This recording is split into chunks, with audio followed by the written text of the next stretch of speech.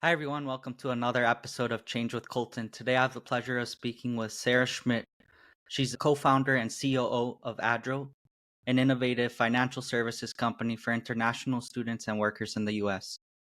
She's also an adjunct professor at Baruch College and Yeshiva University, teaching courses related to system analysis, design, and project management. Previously, she's held various leadership roles at Amazon and Epic. Welcome to the show. Thanks, Colton. Thanks for having me, and great intro. Appreciate it. It's my pleasure. So, to start out, could you share your unusual and nonlinear career path leading up to Adro? And how did that experience shape your decision to co found the company? Those are definitely words I use to describe my career trajectory. It is certainly not linear. It is kind of all over the place. So I studied poetry in undergrad, and then I worked in advertising for a while. Got to work with some really fun brands when I was a media planner in New York City, working with different candy brands that Cadbury owned at the time, and helping Singular Wireless, now AT&T, figure out how to spend money on sports and sponsorships, which is a very cool opportunity. So really interesting because this was at a point in time when the advertising industry and marketing in general was really making a shift toward being more data driven, looking for gathering and tracking data. So it became a theme throughout my career. I made a career switch when I wanted a little bit more challenge, wanted to do Hmm. something different, and then pivoted hard into healthcare IT. So I had some friends who worked at Epic and were recommending it, and it's a healthcare IT company based in the Midwest in Wisconsin. And I got to travel the country and help hospitals, clinics, and healthcare systems install new software to kind of elevate their patient experience and to collect data, of course, that can be used for research and improving disease outcomes. And loved that job. Did it for 10 years. Did a lot of cool internal innovative stuff there. Realized I enjoyed that. And I was grateful to have supportive managers who saw that too and said, you know what, you need to go to grad school. Like, we're going to write your letters. Let's make this happen. And then supported me on that journey. And it was in grad school where I met my future co-founder and CEO, Emeraldo. So we met pretty early on. We stood out for different ways in the program. I don't look like your traditional MBA student. And he was loud and unapologetic. And I was like, I like you. I wanna work with you someday. And that kind of came true. So after the MBA wrapped, neither of us had like an idea or anything that we wanted to actively pursue at that point. So we went kind of our separate corporate ways, as is very common after an MBA. Yeah. And he called me up though in 2023 and was like, got the idea. Are you in? And after doing some research and talking to potential customers and people in the ecosystem, I went all in on it and joined feet first. But it's been a fun ride. Awesome. Thanks for sharing that background. And I think your previous experience with poetry leads directly into advertising. And that's a pretty creative route to take. Yeah. I'd love to hear more about your experience at Cornell. I saw you started something called Athlete Chain. Could you tell me more about Yeah. that? So it really started as a project in an entrepreneurship class that I was first taking and then TAing. And a couple of my classmates and I were like, how do we make fashion supply chains more ethical? How do we clean up a lot of the abuses and the problematic labor issues in this? And we're kind of proposing different ideas, talking to people who worked in the fashion industry to understand the depth of the problem.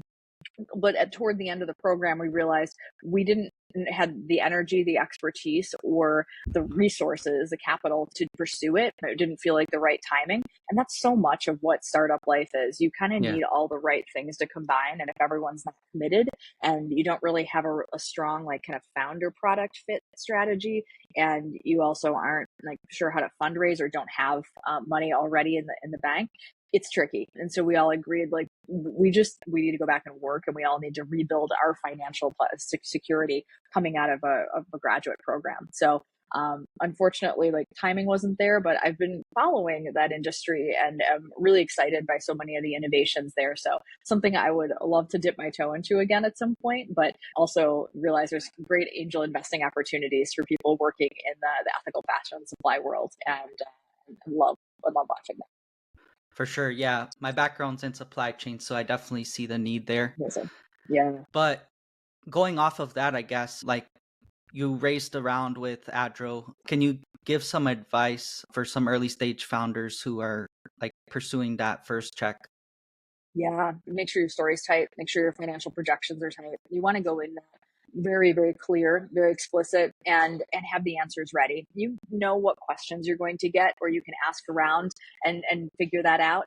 So be prepared. It does take a lot of prep going into a fundraising round, and it is something you should very much commit to. When you're ready to fundraise, go all in. Let's see other things. It's a tough fundraising environment. There's been easier fundraising environments. It's hard. So it is something where you're going to have to leverage your whole network. You're going to have to really get creative. You're going to have to ask for intros and be humble and get feedback and change and adjust your pitch and your materials as you go, as you get that feedback.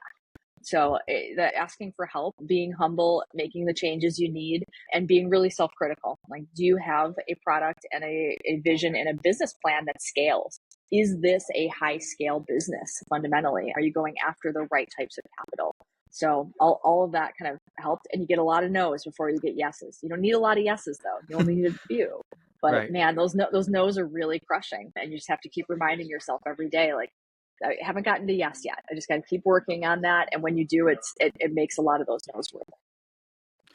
For sure. Going off of that, you were in an accelerator and you started raising your capital with like a PowerPoint deck. How'd you get that buy-in from Yeah. the Oh, investors? that's yeah. And a lot of companies are in that position too, where when you're raising, you're pre-product, you're pre-traction, you're pre-anything. And that's tough. So what they're buying at that point, what they're looking for is the team and you. Like, why you? Why do you care about this problem? Why are you the right person to solve this problem? What is it about you or this team somehow that comes together and is unique? Because that's what they're banking on. And that idea may change. You may pivot. Something may evolve, and they want to know that you're going to be the right team to see that through and to lead whatever the company turns into, even if it's not what you're saying it is now. So many successful businesses started as something completely different, and it's like, oh wow, they really did change that. But that team was able to do it, or with some slight changes was able to kind of make that happen. So we were very open about sharing our past and our experiences and making sure that we knew our stuff when it came to the industry and the specific things we wanted to build, that we had all the expertise lined up, whether that was on our core team, our founder team, or through some advisors and support staff. If people don't have that network around them, how do you suggest them to build that? I mean, you do a great job of this. You got to build that culture sometimes organically, or you got to go out and find it. That's a great chance to show your kind of like founder hustle mindset is like, all right, if I don't know these people, how do I meet them? How am I going to go find them? Let me invite them. Let me just talk to, folks I don't know and see if they want to join or do this crazy thing. So through past work, through school, you have a lot of connections that you may not be using, whether that's family and friends or people that you know from like a past job or past life. And so ask them and say, I'm starting this new venture and I need 20 minutes of your time. I need some advice. I need some help. And sometimes people are really excited to work with you on something or know someone who would be. And then once you get going, share about it, be public. I think one really big misconception that a lot of people have early on in the founder journey is that you have to be secretive about your idea. You shouldn't tell anyone what it is, because if you tell someone, they're going to steal it. And the Yeah. reality is very few people go on to found companies or like have the energy to do that. So there's very low risk in sharing the idea and getting feedback. No one's going to take it. If they wanted to do that, they would have done that already. So talk to people about it. And then many times people will just come out of the woodwork and say, I want to work with you on this. I want to do this. Yeah, awesome. Thanks for sharing that. And I guess like just reaching out on LinkedIn, like people can be very open to giving feedback and you have to leverage your network for sure. Yeah, absolutely. So going back a little bit to like the customer discovery phase, do you have any tips for people just starting out? Like when do they know to pivot or pursue that idea full time? That's a good one. You should always be talking to customers. You should always be understanding the ecosystem and like getting feedback on all aspects of the idea. But if you're talking to customers and they're saying, "Well, it's not my biggest problem," and you're kind of hearing in conversation that what you're solving for or what you want to work on isn't really something that they're willing to put time or energy or money into, that's an indication that that's not the right area, that you should go after the thing that is really the burning problem and the burning need. Um, So I think that's what I look for. And I think a lot of that comes down to the way in which you ask questions and how you interview. So if you're asking people, here's a product, here's what I built, would you like it or would you buy it? Many times people are going to want to please you and they're going to say, yeah, of course. No, I definitely would. And that's not true. They're not really being critical. But if you ask them instead to describe a scenario related to what you do, or say, tell me about this, tell me about a time when you, or tell me about the last time that you traveled somewhere. Or you keep it open ended and you listen to the story and pull out the pieces that are problems and the pieces that are not problems. You're going to learn a lot from that. And that's going to be a lot more indicative of, will people buy this in the future? Awesome. Thank you. So I guess like jumping into Adro a little more, you started out with a team of 2. Now you're up to 12 people. Congrats on that. I've seen all the success so far. What you're building is great, and I definitely see the need. Like my wife was an international student, have a lot of international student friends, and really admire what you're building. Do you have any tips for hiring like that early stage hires? Yeah. It's a tough, it's a challenge on both sides, I think. So I think as a founder and when you're building a really lean startup team, you don't have a lot of time to train people. You don't have any resources for training. You need people who know what they're doing and can get in and start doing that thing right away and are Mm, very agile and flexible, able to do a lot of different things. So you don't always need a lot of specialists. You need people who are more generalists or like, hey, I worked here before and I'm good at a bunch of things. I can pinch hit for whatever you need. So that's like what you kind of go after. And it's tough because you also, I wish I could give more people a leg up and say, oh, you want to work in the startup world and you don't have a lot of experience with this, let me pull you in and let's do this. There's just not time, unfortunately. So you end up taking people who have like the right kind of industry experience that you need and who are going to be able to fill gaps and who are also going to be willing to take some risks, because often the pay at a startup is not the best before right. you've raised a big round. So, you're kind of going out and you believe in that idea too. And you're like, I like this idea. I'm okay with, sharing in the equity part of this and the possible upside if it works. For sure.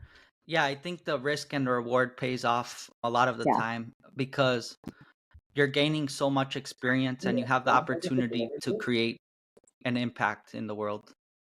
With that also comes a lot of high pressure situations. Can you jump in to share like how you personally manage stress or overcome like self-doubt when you're facing those struggles? I'm not going to say I'm perfect at this, and I'd be surprised if any founder says it's every day is different, and you try to find these elements of routine. Sleep is important and eating well is important and exercise is important, but it's hard to balance all that stuff. So I was actually just talking with a mentor about that this week, and his advice was, look, don't aim for perfection here. Aim for, like, set the bar really low. Like, could you do something once? If you want to read for pleasure, like, pick a day and choose a time and just do that for a small amount of time. Just choose 10 minutes and see how it goes. You want to work out, you're not working out every day. It's not going to happen. He's like, how about twice a week? How about like just lower that bar so that you can clear it and feel good about it, and try to incorporate and relearn some of those habits when you're working crazy hours and a more unpredictable schedule. And that's great. I think you have to give yourself grace, because this is, being a founder and working in this type of environment is very different than a job where you can schedule everything out and actually adhere to those things a little bit more easily. Yeah, for sure. And I think sometimes it's hard because people in the entrepreneurship world set very high expectations of themselves. So, yeah, that's some Yeah, good advice and just like figuring out what that is for you. absolutely. So, yeah, tell me more about what you offer at Adro. Like, how are you helping international students? Yeah. So we want to make that experience of coming over to the US a lot easier. And one of the first things that you need to do, and it's so critical in the US that many times people don't realize, is getting financially established. So credit is really underpins a lot of things that we do in the US. If you want housing, whether that's an apartment or to buy a home, you have to have a pretty established credit history, and you have to have a credit score that's above a certain threshold. That's not something that people coming here always know, especially students. And the importance of getting a US bank account helps start that financial story, to have one place to record all that information and to have a place to get paid when you eventually get a job. All that's important. And it's difficult. So when you come here, not every bank and not every financial services company is going to be willing to take a risk or feel like it's worth their time to review your documents if you don't have a social security number. So we're like, you know what, there's a real need here. There's a gap. We can make this easier, and we can make this something that people can do before they arrive. So they can get a checking account, get their savings account, get a credit card set up, so that when they land, they're able to buy a snack in the airport, take transit, or take an Uber to wherever they need to go, whether that's school or a family member's home. There's so many things that just think about how hard will that be if you don't have any money. When you land in the US, you almost immediately have to start spending money. So that's a problem that we really were passionate about addressing. And as a teacher, as a professor in schools in New York, and as someone who's gone to grad school with a largely international peer cohort, we saw this firsthand. I was like, this shouldn't be that way. My peers, my students, my friends don't deserve to have lesser quality financial products or to not be able to access the same things I can. It just puts you at more of a deficit. Yeah, thanks so much for creating that equality. The need is so large, and it should be something simple, and you're making it happen. So I guess, like, how do you balance your time, like, with teaching and like being a founder? I mean, of course, the founder role is going to take precedence. That is my job. That is everything that working towards and doing. That's a primary focus. But teaching is something that I can do on nights and weekends that kind of fills that time, and also helps keep me close to a population I care about and our end customer here. So I love being able to give back to the community and share my knowledge and what I've learned. I think that's important, and it's a good way to do it. So a lot of what I do in the classroom is like real world stories. Like, here's what I experienced this week and saw, and students love that. That's helpful. It's valuable stuff to say, here's a real world business problem that I encountered, and how would you solve that? And here's how I approached it, but what other ideas and takes do you have? How would you wrestle with this? And what frameworks do we need to talk about that will help you navigate similar challenges? For sure. Can you share a few of those this week? Yeah, I had a good one last week actually for my class. So I was at a UN presentation, and I actually saw some systems architecture diagrams in the wild. So they'd actually use the same diagramming techniques that I teach and that we do assignments on. So I showed those and said, look, here's an example of an organization that does this stuff. And then I showed some examples that were maybe not so good, where there were cool design ideas, but they weren't able to showcase them in a way that really clicked or was very easy to understand. I was like, here's an example of where using some of these methodologies would help. So that was very popular. I think everyone really liked seeing that example, to know, okay, this is actually useful, to kind of Yeah, validates that the content we're learning is real. And then it also, it just hits home better. for sure. How do you recommend for startups to implement that? Startups to implement structure, or I guess, startups? like, structure, like, be design focused. Hmm. I think you don't always need a lot of structure. I think it would be a mistake to say like, oh, you must like start with a lot of structure or tools. You need to do what's right for the customer. You need to do kind of what your customers are telling you and figure out the right priority of stuff to work on. That's really what's important. I think that becomes a number one thing. And then you add that structure and you add those layers over time as you grow and scale, and or as your investors demand it in some cases. So I would caution people against being like overly rigorous at the beginning, because you can always go back and do that, and things are going to change so frequently that it's Yeah, not worth like investing in a lot of like elaborate stuff, because you just don't need it. for sure. And then I guess, like, early on, like, when you're getting those first few customers and they want different things, like, how do you prioritize that and, like, Yeah, what you offer? it's so tough. You have to go after the burning needs first. You have to figure out what your core product looks like. How do you make a useful, robust product? And what is that minimum viable or minimum lovable product that you could release? What is the minimum set of stuff that you need to do that people would look at and say, I can use this. I can use this, and this is meaningful. You have to make difficult calls, and you may not have the resources to do all that you want to do, but let your customers guide you. They're going to tell you in a lot of cases what they want and what's going to be helpful for them, most helpful for them. For sure. So jumping in, I guess, a little more. So for those looking to transition from a traditional career to entrepreneurship, like, what tips would you have? I mean, I always tell people like it is actually helpful to have some corporate experience or to have worked and know an industry. Do what you know. And if you come with that breadth of experience or that depth of experience, that helps tell your story. It shows you're really qualified to work on this and you have the network to help fundraise and to find partnerships and to do this thing more successfully. So I'm a big fan of job experience before you do the startup route because you're going to have more of a foundation. These things aren't mutually exclusive. I think there's this idea in the US of this kind of myth around the solopreneur founder, someone who goes off and does their own thing and they never work a corporate job. But the reality is the people who are the most successful here are people who work in different types of jobs for a while and then say, okay, now I've got the expertise. I see a real problem and I know this problem really well and I know how to work with the existing companies and structures that are out there. And I now have the network to go do this. And that really is a powerful combination. And another reality too is whether you come from a corporate setting into entrepreneurship or you start as an entrepreneur, your goal is typically to build a larger company and then to sell that to a company or go public and make your company into a large public corporation. So at some point you're on either end of this, you're going to Overlap. be corporate. Yeah, You can't get away from that. So they do kind of work hand in hand, and you know there may be parts of it you like more, but I think you have to be fluent in both sides of that. for sure. Yeah. I mean, I definitely think like the domain knowledge is helpful. With my experience with Walmart, like I've learned a lot of Yeah, things there.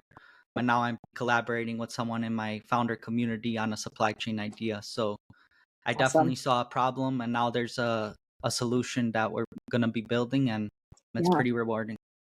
And that's credibility with investors because they love to see that. They love to see, oh, you've worked somewhere, you get it. You know what a company looks like at scale. You understand kind of some of these basic business principles and you know how this industry works. You've seen what it can be. You've seen some of the competitive challenges. Like it makes a lot of things easier. The conversations, you start with your credibility level that's a bit higher.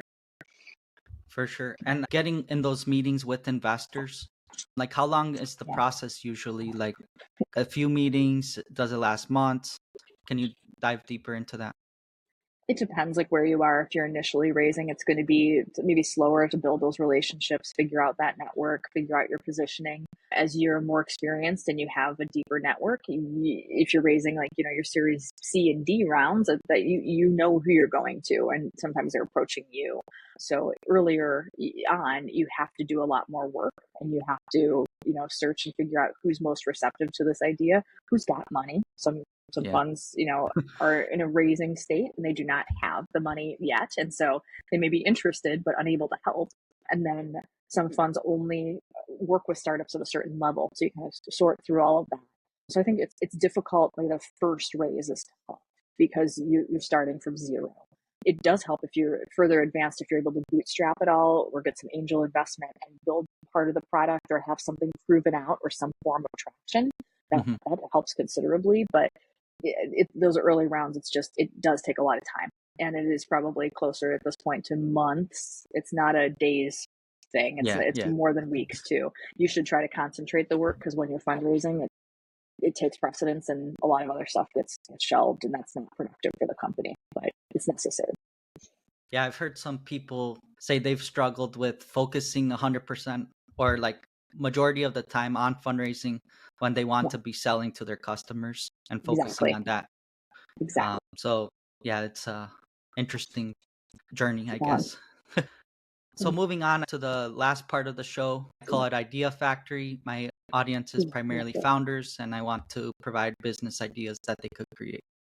Do you have any actionable business ideas for aspiring founders that they could develop? Oh man, let's see. This is a tricky one because I feel strongly people should do what they know. And so even if I have an idea, but if you don't have expertise in that, like don't do it. A lot of my ideas tend to be as adults, we think in very tangibly, right? So like I think about feature ideas or I think about I would love this. And then my immediate thought is I bet a bigger company that's already established could just add this in as a feature. That would solve this problem. A startup could Yeah, solve it too. But I don't have any like awesome ones to throw out at the moment. But I'd say think about what things are near and dear to you. What do you love? What are the biggest problems that you face or that your friends or other people who are in that same space encounter? And that's the idea. Like that's where you're going to find the good stuff. for sure. And is there anyone that you admire in the startup community or mentors that played a big role in shaping Oh, let's who see. you are as a founder?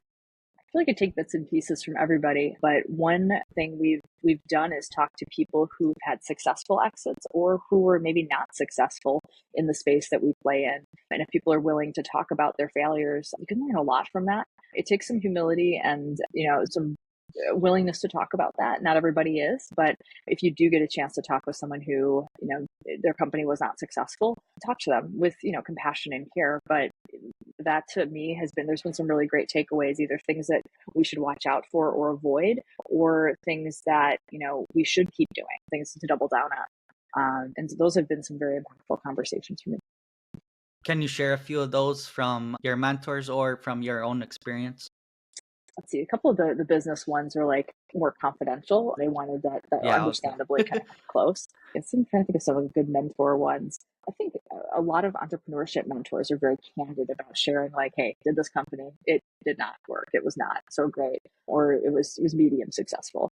I think some of them have taught me that, there are also a lot of companies out there that are not meant to be venture-backed companies, that are meant to be businesses that run at a different scale, that can be successful and profitable, but are not 10x, 100x Right. like monster companies. And I think that's useful for people to know. You can be a very successful small, or not even small, like medium to large size business owner who never takes venture money. That's okay. In fact, that's great. If you find one of those business ideas, you run Pursue. with it. Like, Yeah. yeah, you can keep running with that as long as you want. If you find a profitable space to play in, no shame in that game. Awesome. Thank you. Do you have any last minute thoughts or advice? But it's never too early or never too late to get into entrepreneurship. I think, again, there's this myth that persists that you have to do this in your 20s and, you're too old at a certain point. That is not true. As you develop a bigger network and have more experience, work, personal life experience, you're setting yourself up for more success. So when I talk to people who are mid-career and they're like, I've been thinking about this, I have this idea, I'm like, you're better positioned now probably than you were right out of college or out of high school, because you now know what the challenges are going to be and you're also more financially prepared. So that's probably my biggest piece of advice is don't feel like it's too late. Yeah, I feel like there's a lot of entrepreneurs that start their journey on later in life, and Yeah. like you said, those are the ones that really stand out and are successful. Yeah. So where can people find you at, and how could people be useful to you? Great question. Of course, we're online, joinadro.com. I'm on LinkedIn. Please connect with me there. Drop a note. Let me know that you listen to this podcast. Always love doing a podcast. So if you're hearing this and would love to invite me on yours, happy to join. And you'll find me touring the country, talking to different universities, which is one of our main sales channels, and at conferences like NAFSA, ISEF, and hopefully others in the new year. Thank you so much. Yeah, if you're listening to this and could connect Sarah and Adro team with some colleges, reach out. Thanks again for joining Change with Colton, episode 14. Remember to be grateful and stay blessed.